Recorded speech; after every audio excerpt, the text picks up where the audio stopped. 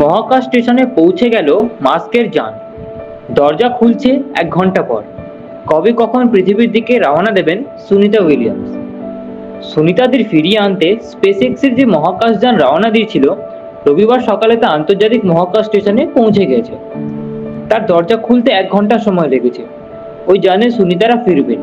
আন্তর্জাতিক মহাকাশ স্টেশনে পৌঁছে গিয়েছে ইলন মাস্কের সংস্থা স্পেস এক্সের মহাকাশযান ক্রিউ 10। ফ্যালকন 9 রকেটে ওই মহাকাশযানটিকে পাঠানো হয়েছে। শনিবার ভোরে ফ্লোরিডার কেনেডি স্পেস সেন্টারে রকেট উৎক্ষেপণ করা হয়েছিল।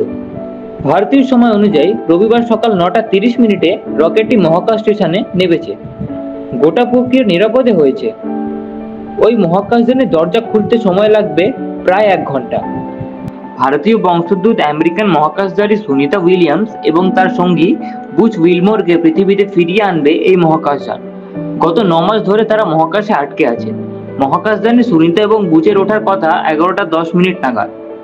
আগামী বুধবার ভারতীয় সময় অনুযায়ী দুপুর 1:30টা নাগাদ সুনিতা সহ 4 জনকে নিয়ে আবার পৃথিবীর উদ্দেশ্যে রওনা দেবে স্পেসএক্সের মহাকাশযান। গত বছরের জুন মাসে মহাকাশে পাড়ি দিয়েছিলেন সুনিতা এবং বুচ।